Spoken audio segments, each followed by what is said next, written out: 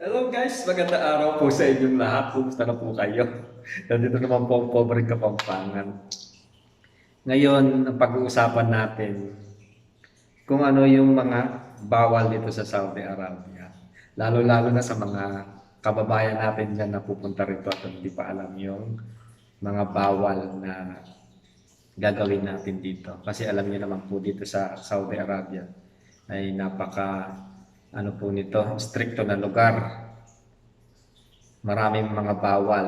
Hindi ka mukha sa Asian countries. Ayan, malaya po tayong nagagawa yung gusto natin dito. Dito sa Saudi, napakaraming bawal. Kaya mag-iingat po kayo. Itong tips na ito, ibabahagi ko lang po.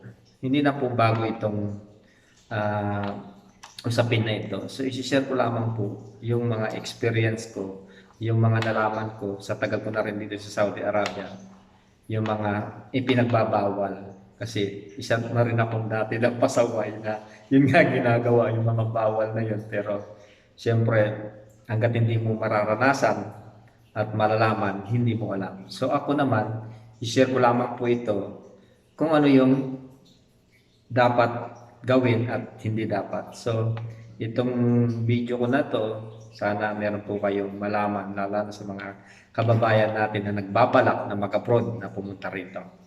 So, keep watching po para po sa inyo to sa mga baguhan na pupunta dito sa Saudi Arabia. Yan, pag-uusapan natin ngayon, yung mga bawal at hindi bawal. So, sa mga nagbabalak dyan na pumunta dito sa Saudi Arabia, narito yung mga dapat ninyong malaman sa bansa na ito. Ito yung una, yung Islam. Alam niyo naman tong sa Saudi Arabia ay Muslim to, Islam. Kinikilala na religion dito. Yung mga tao dito, kaya kung magbabalak ka dito na pumunta, yung mga pinagbabawal nila. Kasi dito Islam nga. So kapag ikaw ay Christian, pero ginagalang din naman nila ang Christian. Pero yung bawal lang na huwag kayong magdadala ng rosaryo o Biblia. Bawal po yun. O yung booklet na na simbolo ng religion sa Pilipinas. Kasi sa immigration pa lang, huhulihin ka na. Masaklap doon, ipapakulong ka nila. Apat i-deport ka na. Ipapadeport ka na as soon as possible. Kasi bawal yun dito sa Islam, dito sa kaharian ng Saudi Arabia. Yan. Yan po yung bawal. Tandaan ninyo, wag po kayo magdadala ng yung simbolo ng kagaya ng mga uh, rosaryo, Biblia. Kaya yun, kung pupunta kayo dito sa Kingdom Saudi Arabia, dahil alam niyo naman dito Muslim country po pa. So, pag-usapan naman na natin yung pangalawa.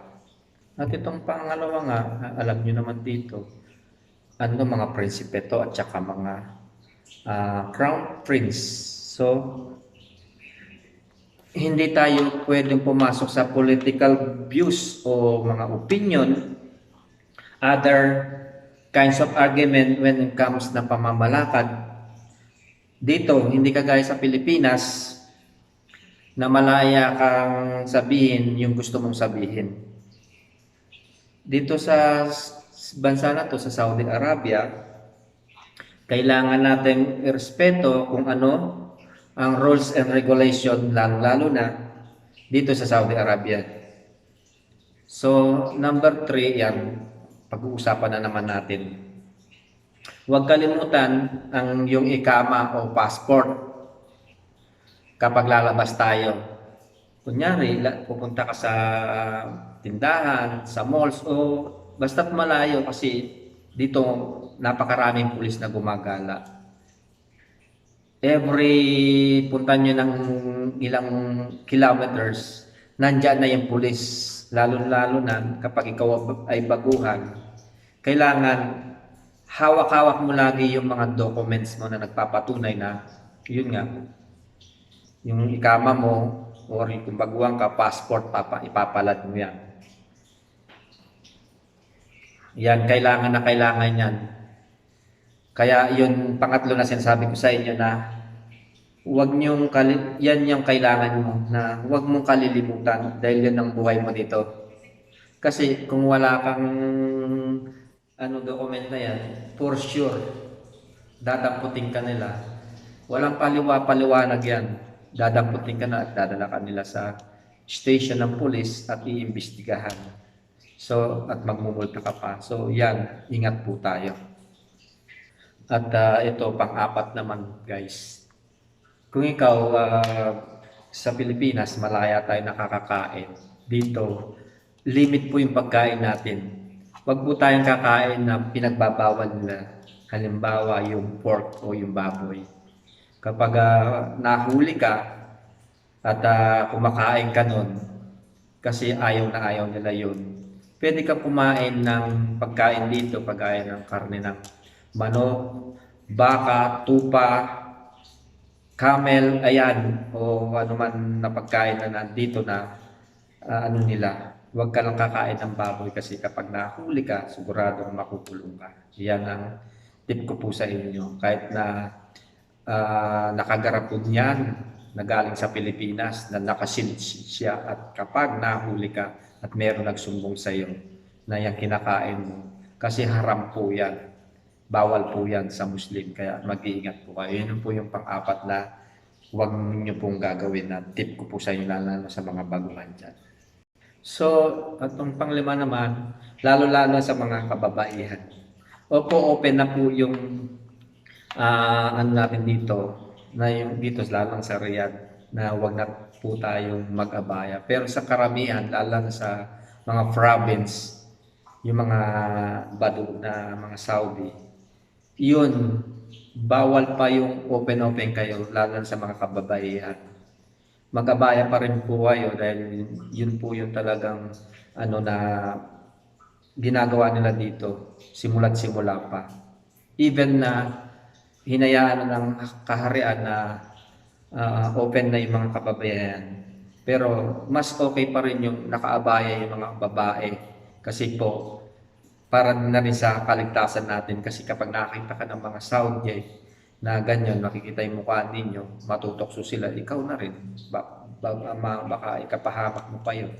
At pag nasaan ka, bastusin ka. So, para na rin sa kapakanan natin, wag po tayong i-open ang ating ang ating katawan. Basta't may abaya tayo, takpan lang natin yung mukha natin, mata lang, o kahit na ganyan lang sa simpleng pag-aabaya, at least kagalang-galang tayo. Yun po yung panglima na dito na kailangan na gawin natin. At yung hindi po pag-aabaya ay yung bawal po yun. Okay? Alam niyo naman dito, napaka-konserbatibo ng mga kababaihan dito na kailangan balot na balot kayo. Kapag nasa probinsya kayo, ayun, lalo na kapag lalabas kayo, siyempre, magabayan naman kayo dito sa cities, sa siyudad ng Riyadh. Ayan, open na rin. Karamihan sa mga babae, nakikita na natin na hindi sila nag-aabaya. At pwede na rin ipakita yung mukha basta nakasuot lang tayo ng abaya. Huwag naman tayong magsuot ng mga hapit na pantalon, tapos yung mga damit natin na halos makita na yung ating hapit-hapit na, alam nyo na. So, iingat po. Yun po yung sinasabi ko na huwag ninyong gawin. So, ito pang-anim. Huwag po tayong kukuha ng mga letrato o videos sa mga pampublikong lugar. Dahil po, bawal po yun. Mag-ingat po kayo dahil dito sa Saudi, alam niyo naman dito, napaka-striktong lugar, lalo na sa mga kababaihan. Kapag nakakita kayo ng mga babae o mag-capture kayo na nagbibideo kayo, dumaan lang man siya. At kapag nagreklamo sa inyo yung babae at binidyohan niyo na walang permiso, sigurado huli kayo. At sa mga places na, sa mga lugar na, sa mga government, wag po kayong magbibidyo's, bawal po yun. So, take note po, yun po yung dapat ninyong gawin na sinasabi ko po sa inyo yung mga bawal na gawin dito sa Saudi Arabia. Kasi minsan kapag magse-selfie ka, hindi natin sinasadya, nandiyan pala yung babae na nasa likod mo. nakuhanan mo, lalo na lalaki ka, nag-selfie ka, kahit saan lugar sa Saudi Arabia, na yung Saudi woman or men na kasama sa pictures mo, bawal yun. Kasi hindi mo alam kung anong pwede mangyari sa iyo. Kaya ingat po when it comes capture or video na nagsiselfie ka, ingat po. Yun po ang tatandaan niyo. So, pang-ani na po yung sinabi ko po sa inyo. So, ito po, pampito naman. Ito, isa pa, lalo sa mga katulong natin dyan. Mag-iingat po kayo, lalo na sa pagbibideo, yung mga alaga ninyo o yung bahay nila. Marami nakikita na ganyan sa Facebook, sa TikTok na sinasama nila yung alaga nila at saka yung bahay ng amo nila. Mag-iingat din po kayong sa ganun na ginagawa ninyo. Meron pong mga amo na mababait at meron ding amo na yun nga na ayaw nila yun. So kapag gagawin nyo yun, hingi lang kayo ng permiso kung papayagan kayo. Pero kapag hindi sila sang-ayon sa ginagawa ninyo, marami na rin cases na ganyan na nangyayari guys.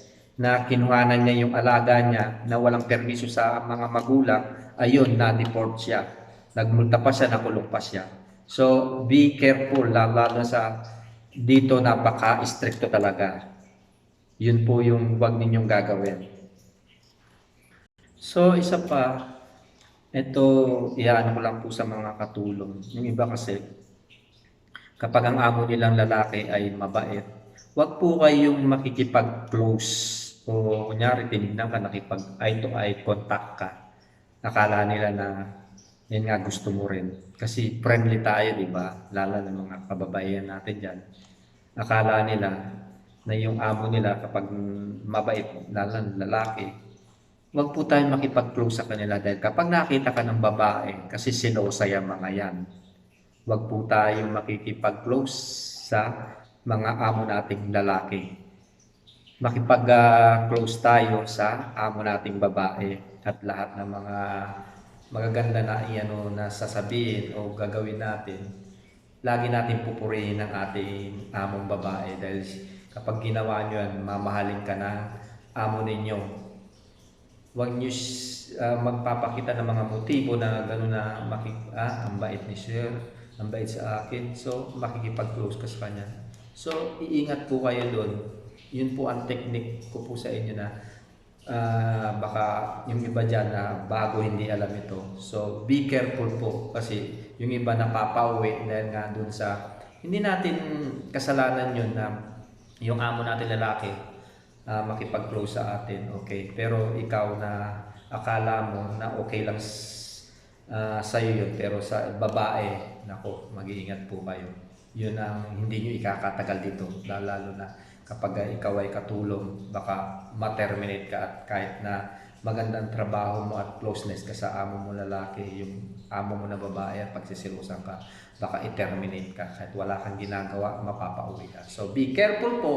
Yan po yung sinasabi ko po sa inyo na technique dito para magtagal po kayo. Yun po yung huwag nyong gagawin at bawal po na gano'n na makipag-close ka sa lalaki. At yung iba yun nga, yung iba kinakapahamak pa nila at yun, nagagahasa dahil sa gano'n na mali yung pakikipag-ano nila sa amo nilang lalaki. So, hindi naman po lahat, hindi ko naman po nila lahat, yung iba lamang po. So, be careful.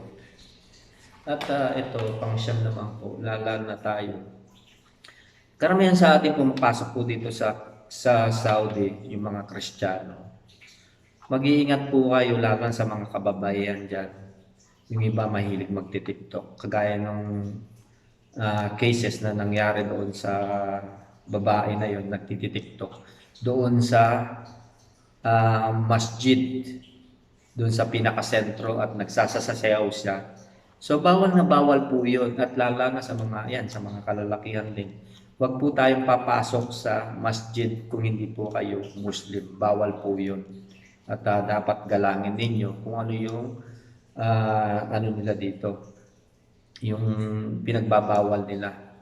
Dahil po Muslim country po ito, napaka banal ng kanilang masjid. Hindi po dapat babuyin o basta magtitiktok ka doon. Napakabawal po yun. So yun po ang tatandaan ninyo, lalo na dito sa kamusliman dito sa Kingdom Saudi Arabia. At sa mga bago dyan, ayun, pang-10 na po ito. Yung bawal na bawal po yung liquor, yung alak. Kahit na beer siya na meron nakakapagpalasing, huwag nyo pong gagawin yun. O kaya maggawa kayo ng alak o na sarili ninyo na at kapag nahuli po kayo, malamang masisistensyahan kayo at makukulong at magmumulta kayo ng malaki at magtatagal kayo dito sa Saudi kung ilang taon. Hindi ko alam kung ilang taon nyo pagdudusahan nyo at magbabayad kayo ng malaki. Alam niyo naman dito sa Saudi na bawal ang alak. Alam niyo po ba? So yun po, bawal po yun. At isa pa rin, yung alam niyo na mga kababaihan dito, maraming mga nababalitaan natin. Hindi naman po lahat, hindi naman po lahat. Meron akong kaibigan na yun nga, nagsasabi na gusto ko raw na marami daw dyan, nasa tabi-tabi dyan sa syudad. So, yun yung nasabi ko po sa inyo, yung mga prostitution na nagpapa So, ingat po kayo. Kasi po, kahit na mahirap po tayo, yung iba, yan, nagsasa-sideline. Nagpapa ayun. Ingat po kayo dahil kapag nahuli po kayo ng pulis dito sa Saudi, kaya mag-iingat po kayo. Hindi naman po lahat ng mga kababaihan ay ginagawa to. Meron pong mangilan-ngilan at yung iba nagpo-post na naghahanap ng mga customers na yun nga, ibibigay yung mga numbers nila. At hindi nyo po alam yung mga customer ninyo, police. So, pag nahuli kayo, paano na? Sira ang future ninyo, sira ang dignidad ninyo, makukulong kayo. Hindi ko naman po nila lahat. Iingat lang po tayo. Dahil po dito, yung mga ibang mga babae natin dito, yung naghahanap na extra na kita, hindi nila alam na yun, ikakasama pa nila. Kaya mag-iingat po tayo. Huwag natin po gagawin yun. At alam nyo na kung ano yung kahinatnan ninyo. Hindi lang kulong. Meron po silang tinatawag na yung death penalty. Mahirap yun, di ba? Kapag nahuli ka na labag sa kanilang kautusan, siguradong makakasuhan ka. Hindi lang kulong yun nga. Sira ang kinabukasan. So mag-iingat po kayo. At alam nyo pa din itong bawal dito yung mag-boyfriend at mag-girlfriend. Huwag kayong lalabas na magkasama kayo nang wala kayong papel. Dahil dito, bawal na bawal po yun. Kung nagagawa natin sa Pilipinas yun, dito, no. Huwag nyong gagawin yun. Dahil napaka-stricto ng bansa na ito. Ultimo, mag-boyfriend, mag-girlfriend, hindi po pinapayagan. O kapag kayo naman mag-asawa, kailangan may Senomar kayo, yung certified, Senomar, yung marriage contract, I'm sorry. Meron kayong marriage contract na katunayan na mag-asawa kayo. Dito, ang pag-aasawa ng mga Saudi, hindi basta-basta. Pinupuntahan na sa bahay ng mga magulang, hindi ikaw ang makakakita kundi yung mga magulang. Pagkakasundo nila yan.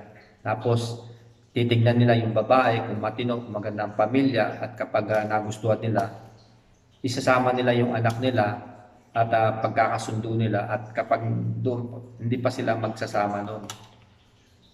Ihintayin pa nila yung pagkakasundo nila buwan bago sila makasal o taon. Kapag nagkagustuhan sila, yung pwede na, doon pa lang sila magsasama kapag kasal na sila. Kahit even na mag-boyfriend o mag-girlfriend sila, hindi pa rin po pwede yun. Kailangan ikasal sila bago sila magsama. Yun po yun. Kapag nasa publikong lugar kayo, kahit na mag-boyfriend, girlfriend kayo, hindi po kayo pwede mag-holding hands, magkasama, bawal na bawal po yun. Yun po yung wag ninyong gagawin. So, napakarami ng tips yan na sinasabi ko sa inyo. Sana nalalaman ninyo. Dahil dito sa Saudi, alam nyo na napaka-stricto. Hindi po malayang bansa ito. Hindi kamukha sa Pilipinas. Kahit anong gawin natin. Walang ano sa atin, ahad lang. Dito po napaka-stricto po yun. At ito pa guys, bawal mag-celebrate ng mga okasyon dito. Birthdays, Christmas, New Year's, dahil alam niyo naman dito, walang sineselebrate kundi yung Eid at saka yung Hajj.